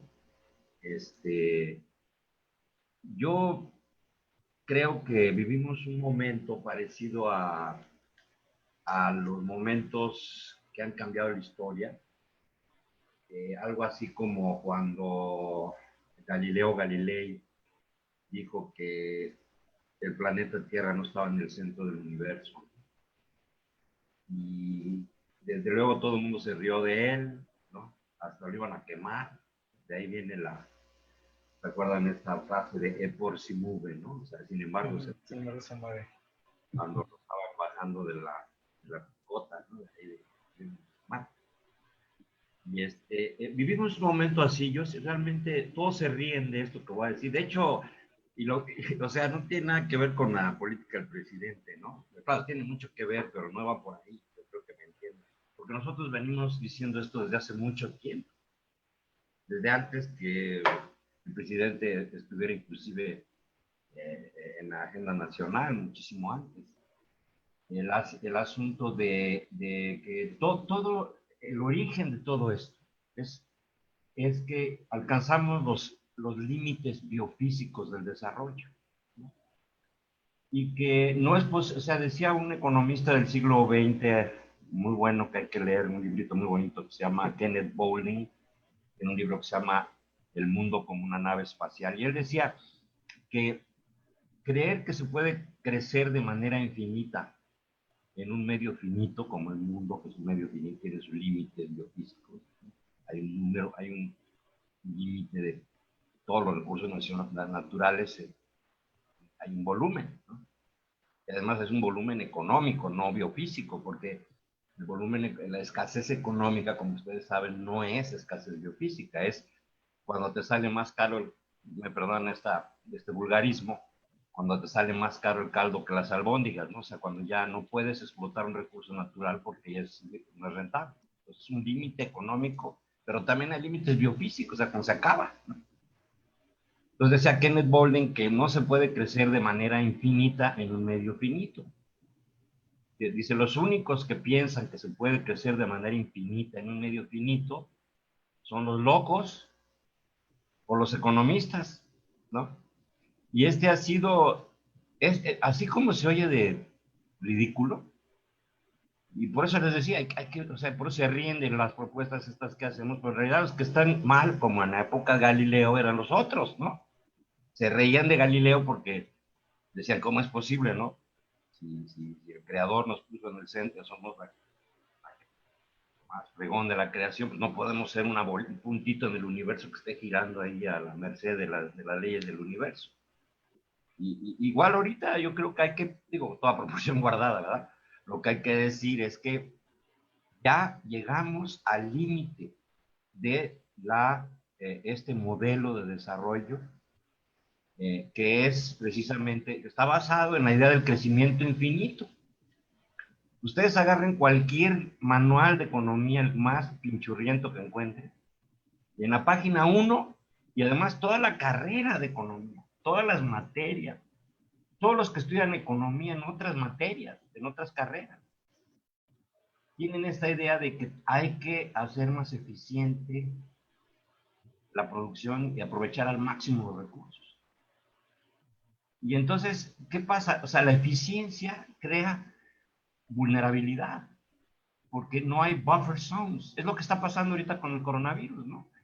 Hicimos un sistema, entre comillas, eficiente de crecimiento y utilizamos los recursos para crecer y tener más Producto Interno Bruto. Y en lugar de generar redes de salud y de protección para la población, que es una ineficiencia económica, porque solo la utilizas en casos como este. Pero como lo importante es crecer y hacer más eficiente la utilización de los recursos, pues lo que no es eficiente, lo que no te da ingresos inmediatos, tíralo, hazlo a un lado. Entonces, la eficiencia es la vulnerabilidad. ¿Ven? Entonces, toda la política, con lo que decía Paco, ¿no? Todo esto de las políticas económicas, cómo se plantea, digamos, los proyectos, Por eso cuando la gente va a protestar a la Semarnat o a donde sea y le dicen, hagan un estudio de impacto ecológico, hagan un estudio de todos los instrumentos, todo lo que utiliza el Estado y las empresas y las universidades, está basado en esta idea del crecimiento. Es una aplicación de la microeconomía neoclásica a la administración de los recursos naturales. Mientras estos instrumentos y estas cosas estén así, no hay manera de resolver el problema. Tenemos que entender que lo principal no es la eficiencia económica del crecimiento, que es lo que, por eso decía lo que está diciendo el presidente, y repito, no quiero que se me que vaya a acusar de algo. Nosotros lo venimos diciendo desde hace muchísimo tiempo. Decimos, no es posible crecer de manera infinita en un medio finito, cuanti más en el estado en que estamos, en que ya se acabaron los recursos naturales. O sea, todos los recursos naturales más importantes, todos, el cobre, el oro, la plata, todos llegaron a su pico de Hoover, ya están bajando eficiencias, el petróleo, ¿no? O sea, entonces, fíjense, las estrategias de desarrollo de todos los países del mundo y de todas las empresas y todos los estados es seguir creciendo. O sea, si todos tuviéramos el nivel de vida y de consumo y de producción que tiene Estados Unidos, hacía décadas que hubiéramos terminado arrasado con con toda la naturaleza. Sin embargo, todos los países quieren tener ese nivel de desarrollo y de producción y de consumo. Entonces, por eso digo, es un momento paradigmático, porque tenemos que replantear estas ideas que llegaron para quedarse en la conciencia académica y de las autoridades como algo intocable. No puedes hablar en contra del crecimiento, no puedes hablar en contra de la eficiencia económica, ¿no? Porque no, ¿no? O sea, como una verdad absoluta, ¿no? Son axiomas que están ahí. Entonces yo creo que para resolver los problemas locales, un poco abondando lo que decía Fernando, el tema es lo local. El problema ecológico está en los municipios, está en las comunidades, no está en las Semarnats y en las Semarnat. No, o sea, lo que tenemos que hacer es recuperar los espacios de acción comunitaria, abrir espacios para la gestión pública de los recursos en los municipios y en las comunidades. Que las comunidades se hagan responsables de sus recursos, la manera en que los utilizan, los ritmos de utilización y los impactos que tienen para ellos. Entonces, claro, eso plantea todo un escenario que simplemente es inimaginable en la idea esta de la modernización y la globalización. Eso, señores, se acabó. De hecho, ya lo estamos viviendo. O sea, el coronavirus es eso. Sí, no voy a meter en eso porque es otra historia, he trabajado este asunto. Como que además es uno de los virus que vienen muchos más, ¿no? Es precisamente el tema de que a la hora de destruir el medio ambiente y acabar con los ciclos, con la manera en que funciona la naturaleza, empieza a reacomodarse los ciclos, la vida, los virus, las bacterias, los animales, todo empieza a cambiar. Entonces, termino diciendo esto. Para mí el problema no es si lo vamos a hacer o no, o si lo queremos hacer o no, o si estamos de acuerdo en hacerlo o no. Por eso digo que es un momento paradigmático en la historia. El tema es cómo le vamos a hacer cuando llegue. O sea, de que va a llegar, va a llegar. O lo hacemos de manera planeada, inteligente, entendiendo las limitaciones, o no. Y entonces, ahora sí que cada quien se agarre donde pueda. Y esa es la perspectiva que tenemos ahorita en el futuro inmediato. Entonces, para el Río Santiago, ¿qué es lo que procede?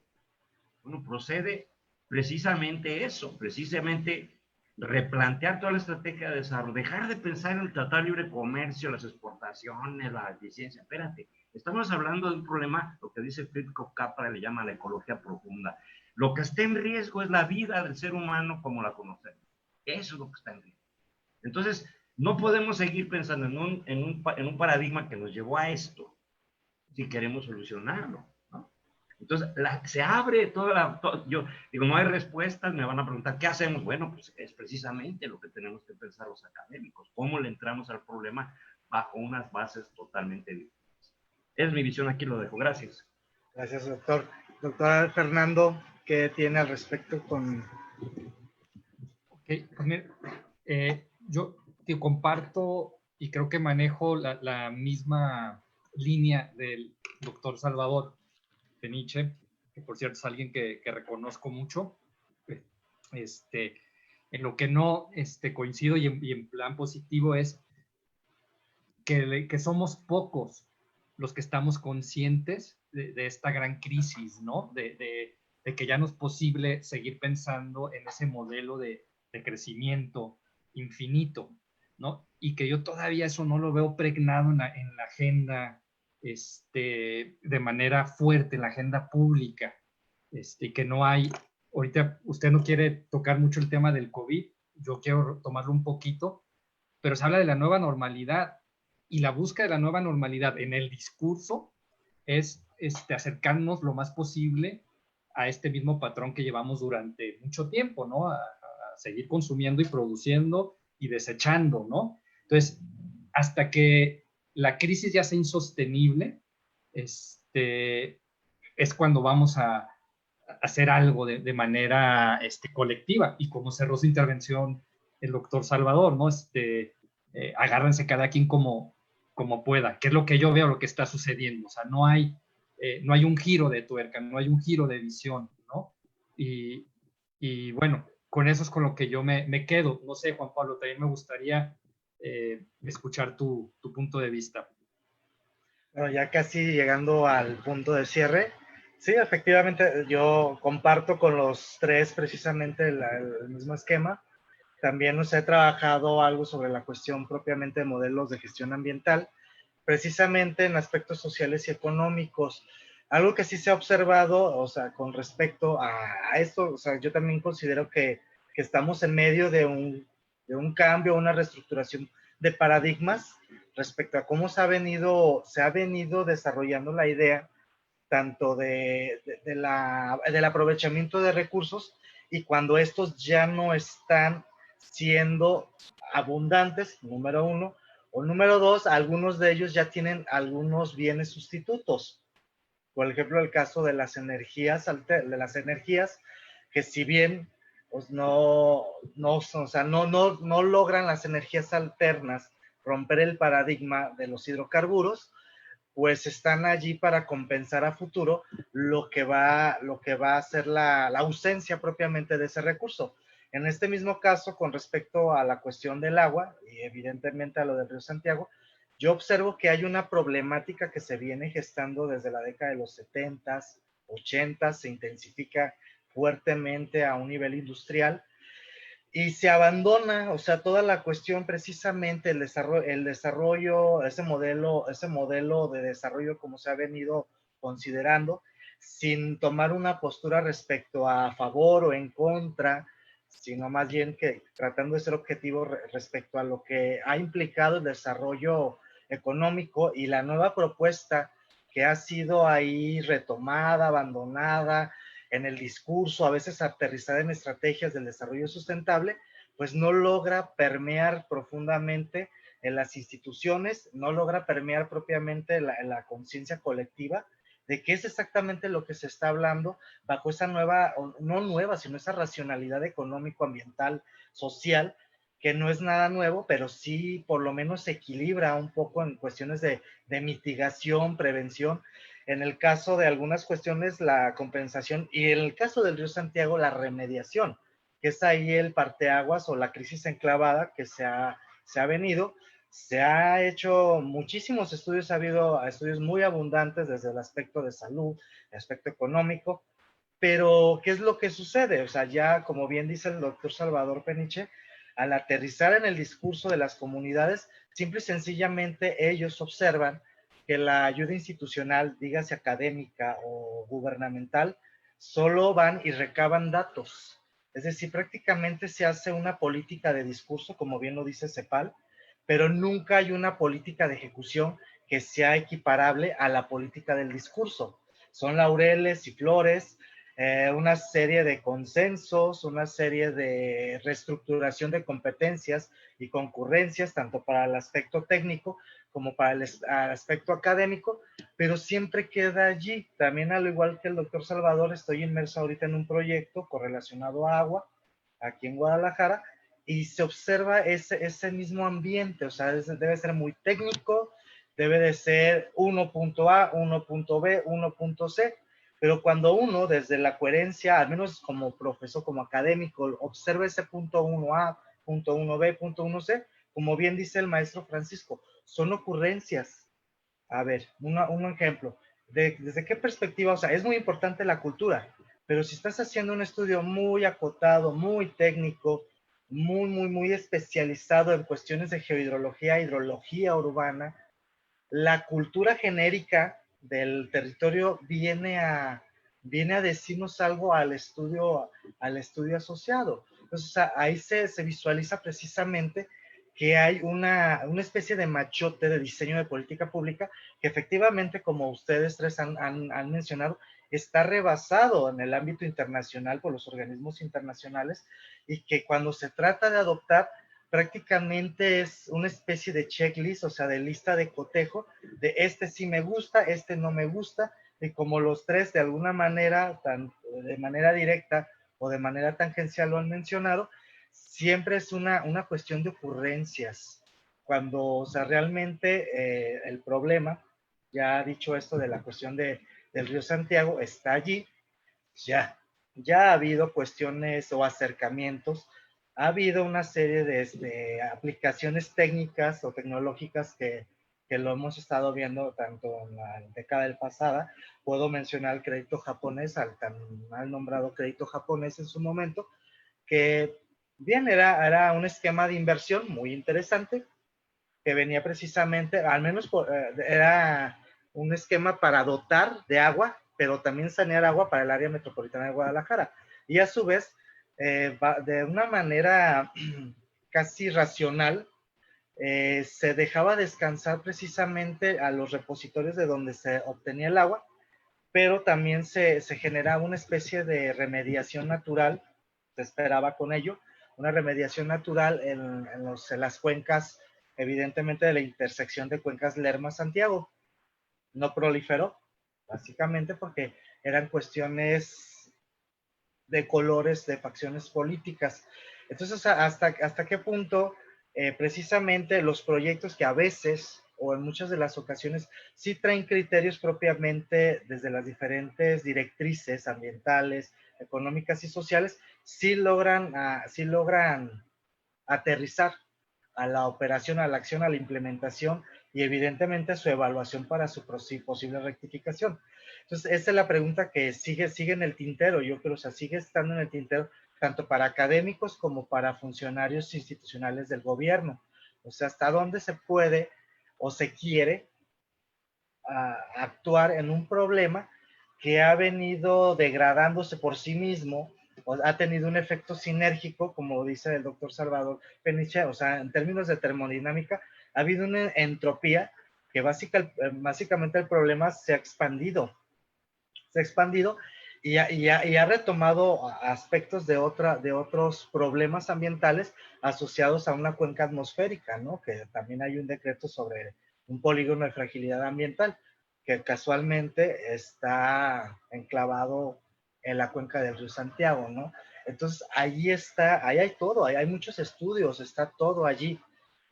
¿Qué es lo que sucede? O sea, se espera que haya una visión que realmente convenza, no hay una visión en donde pongamos a juego todas estos estudios que ya ha habido a lo largo de estos 20 o 30 años en ventana académica, ¿no? En horizonte de frontera, para poder decir, sabes que efectivamente existe esto, se ha abordado a profundidad, o estudios que fueron prácticamente auspiciados por FOMIX, por CONACYT, que quedan en el olvido.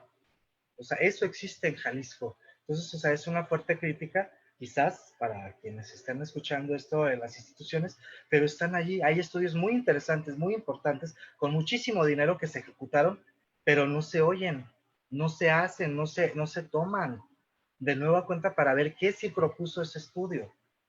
Eso es lo que hay. Y pues bueno, o sea, si teniendo unos 3 minutitos, ¿alguien que quisiera hacer alguna réplica? Yo quisiera comentar un último detalle, así menos de un minuto.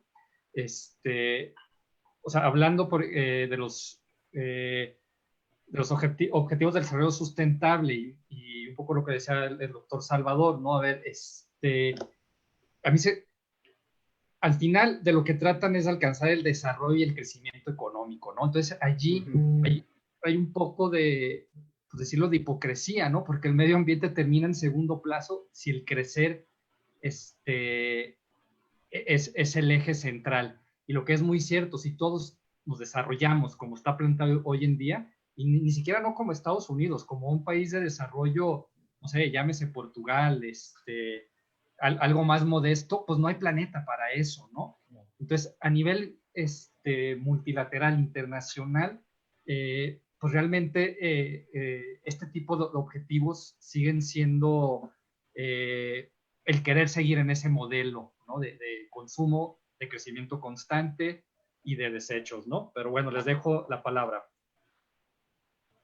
Bien, yo también quisiera, para cerrar rapidísimo, decir que creo porque es el tema que nos toca hoy, o nos tocó hoy, decir que, miren, se ha creado y estará conmigo, de acuerdo Paco, que hemos platicado mucho al respecto, que se ha creado esta idea de que resolver los problemas de la cuenca es algo muy difícil, ¿no?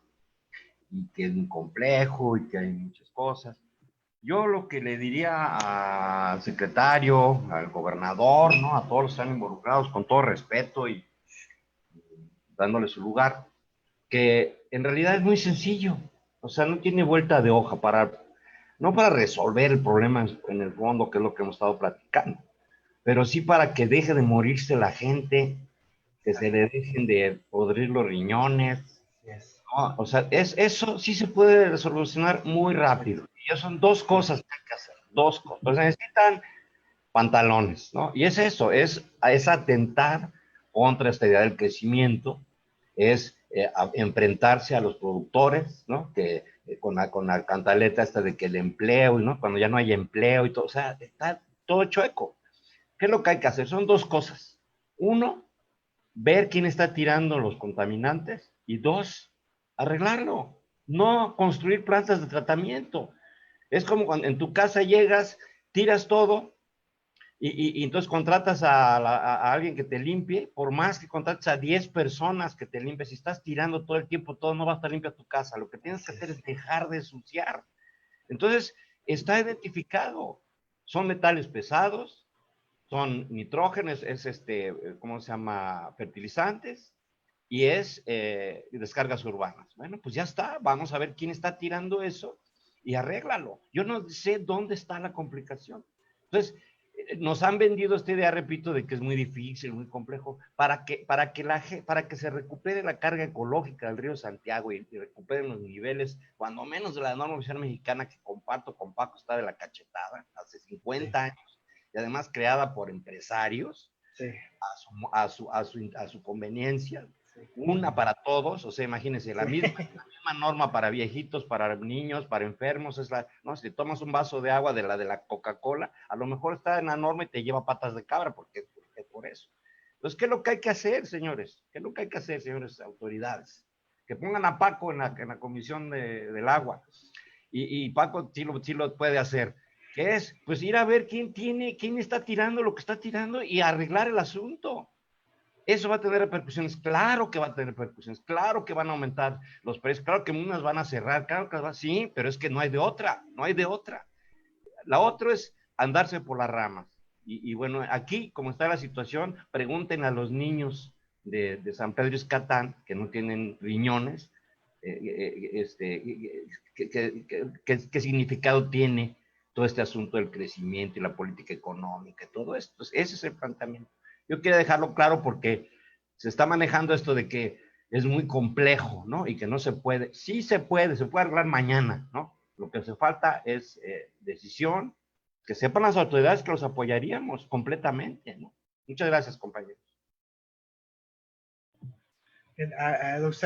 Maestro Francisco, ¿alguna última aportación antes de irnos? Mira, pues yo nada más, como dice el doctor Peniche, tenemos que quitar el eslogan del que contamina paga, porque eso fue una burla, de veras. Y los mismos empresarios, no contamino, yo ya cumplí, no te voy a pagar nada. Vas a las empresas a hacer una inspección y no te abren. No me pagues nada, pero si quiero ver tu planta de tratamiento funcionando y las muestras las voy a tomar afuera de tu empresa para poderte dar una sanción. Pero pues ya cumplí con la norma, no te voy a pagar. Así no se crece, está creciendo los empresarios, pero no hay sostenibilidad y mucho menos sustentabilidad, que son las etapas de un modelo económico. Creces, eres sostenible y debes ser sustentable, y es lo que le falta al país. Entonces, yo con eso cerraría, y creo que, como dice el doctor, está en nuestras manos y no necesitamos inventar ni pedir modelos extranjeros, porque lo estamos viviendo nosotros aquí en México. El problema lo tenemos nosotros y en casa tenemos que remediarlo, pero con seriedad, ¿verdad? Y no con discursos políticos. Todas las instituciones están abiertas, internacionales nos pueden apoyar, pero creo que tiene que haber un poquito más de disciplina en esto. Yo les agradezco mucho, de veras, que me hayan invitado a este tipo de reuniones. Gusto saludarte, doctor Peniche, y a ustedes también. Pues muchísimas gracias a ustedes, compañeros, o sea, muy interesante. Entonces aquí finalmente me toca cerrar este foro del día de hoy. Los esperamos mañana a todos los que nos están escuchando, están siguiendo la señal. Y pues muchas gracias por sus comentarios y si hay alguna pregunta, aquí los doctores estarán atentos a ello. Muchísimas gracias.